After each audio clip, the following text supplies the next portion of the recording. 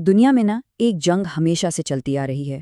یہ کوئی عام جنگ نہیں، یہ نیکی اور برائی کی، روشنی اور اندھیرے کی، حق اور باطل کی جنگ ہے۔ ایک طرف ہیں اللہ کے فرشتے اور اس کے نیک بندے، اور دوسری طرف ہے وہ ابلیس جو گمراہی، نفرت اور مایوسی کو دنیا میں پھیلانے نکلا ہے۔ تو آئیے اس غائبی جنگ کی ساخت کو ذرا گہرائی سے سمجھتے ہیں۔ اکثر جب ہم ابلیس کا سوچتے ہیں تو ذہن میں ایک اکیلے کردار کا تصور آتا ہے، لیکن حقیقت اس سے کہیں زیادہ منظم اور سچ کہوں تو خوفناک ہے۔ اس کی ایک باقاعدہ فوج ہے، ایک پورا نیٹ ورک ہے جس کے اپنے کمانڈرز ہیں۔ تو سوال یہ اٹھتا ہے کہ آخر یہ ہیں کون اور یہ کام کیسے کرتے ہیں؟ یہ پوری کائنات اصل میں ایک میدان جنگ ہے۔ وہی ابلیس جس نے حضرت آدم علیہ السلام کو سجدہ کرنے سے انکار کیا تھا، اس نے قسم کھائی تھی کہ وہ قیامت تک انسان کو بہکائے گا۔ وہ ہمارے دلوں میں لالچ، تکبر اور نفرت کے بیج بوتا ہے، اور آج اس کے اثرات ہم سب اپنے ارد گرد صاف دیکھ سکتے ہیں۔ لیکن یہ سب کچھ شروع کیسے ہوا؟ ابلیس ہمیشہ سے ایسا تو نہیں تھا۔ اس کے پیچھے ایک ناقابل یقین عروج اور پھر ایک ہولناک زوال کی کہانی ہے۔ آئیے ذرا اس کے ماضی میں جھانکتے ہیں تاکہ ہم اس کے محرکات کو سمجھ سکیں۔ اس کے نام ابلیس میں ہی اس کی پوری کہانی چھپی ہے۔ اس کا مطلب ہی ہے مایوس ہونے والا، کیونکہ وہ اللہ کی رحمت سے مایوس ہو گیا۔ لیکن یہ اس کا اصل نام نہیں تھا۔ اس کا اصل نام تھا عزازیل، اور ایک وقت تھا جب وہ بہت ہی بلند مقام پر فائز تھا۔ عزازیل کا سفر انتہائی حیرت انگیز ہے۔ وہ ایک نیک جن تھا جو عبادت اور علم میں اتنا بڑھا کہ پہلے آسمان پر اسے عابد کہا گیا، دوسرے پر زاہد، یہاں تک کہ وہ 7ویں آسمان پر فرشتوں کا معلم یعنی استاد قرار پایا۔ اسے جنت کا نگران تک بنایا گیا۔ لیکن پھر صرف ایک لمحے کا تکبر اور وہ عرش سے فرش پر آ گرا اور ہمیشہ کے لیے ملعون ہو گیا۔ سب کچھ صرف ایک سوچ، ایک جملے پر آ کر ختم ہو گیا: میں اس سے بہتر ہوں۔ بس یہی وہ تکبر تھا جو اس کے زوال کی وجہ بنا۔ اس نے اللہ کے حکم پر اپنی منطق کو، اپنی انا کو ترجیح دی اور ہمیشہ کے لیے راندھا درگاہ ٹھہرا۔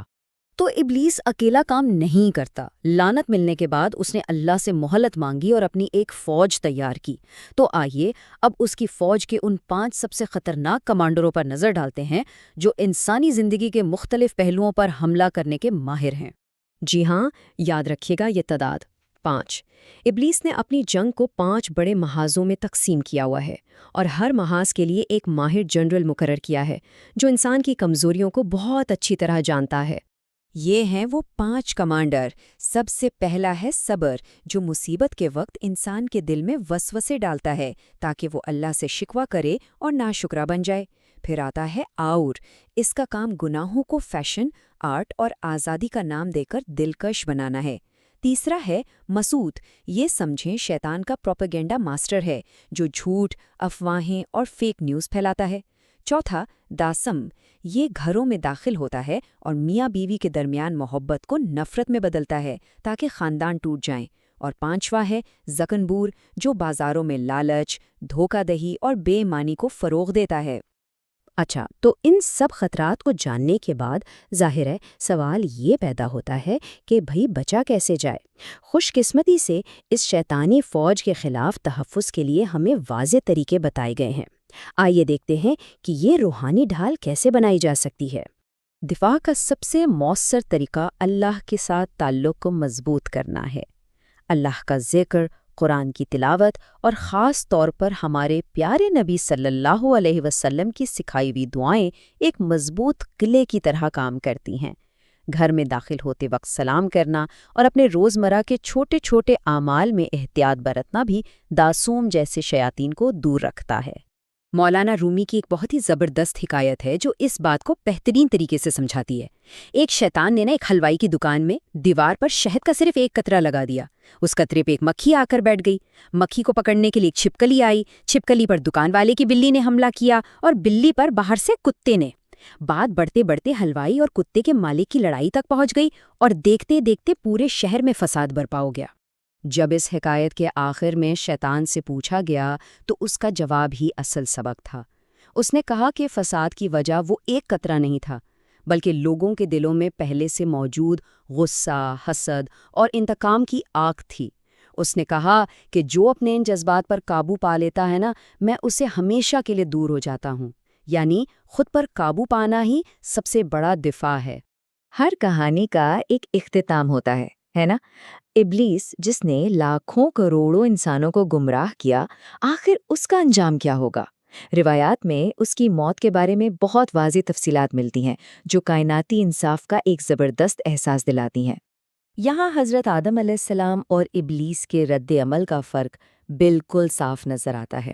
دیکھیں، غلطی دونوں سے ہوئی، لیکن آدم علیہ السلام نے فوراً اپنی غلطی کو مانا اور معافی مانگی، جبکہ ابلیس نے اپنے تکبر کا جواز پیش کیا اور سرکشی پر قائم رہا۔ نتیجہ، ایک کو مغفرت ملی اور دوسرے کو ہمیشہ کی لعنت۔ روایات کے مطابق ابلیس کی موت ایک بہت ہولناک منظر ہوگا۔ اللہ کے حکم سے ملک الموت شدید غضب کی حالت میں آئیں گے۔ ابلیس مشرق سے مغرب بھاگے گا، لیکن اسے کہیں پناہ نہیں ملے گی۔ آخر کار اسے حضرت آدم علیہ السلام کی قبر کے پاس پکڑا جائے گا اور اسے اتنی تکلیف دی جائے گی جو تمام جہنمیوں کی موت کی مجموعی تکلیف سے بھی زیادہ ہوگی۔ تو یہ تھا ابلیس اور اس کی فوج کا قصہ، لیکن یہ صرف ایک قدیم کہانی نہیں ہے۔ یہ جنگ آج بھی اسی لمحے ہمارے ارد گرد جاری ہے، اور یہ سوال ہمیں سوچنے پر مجبور کرتا ہے۔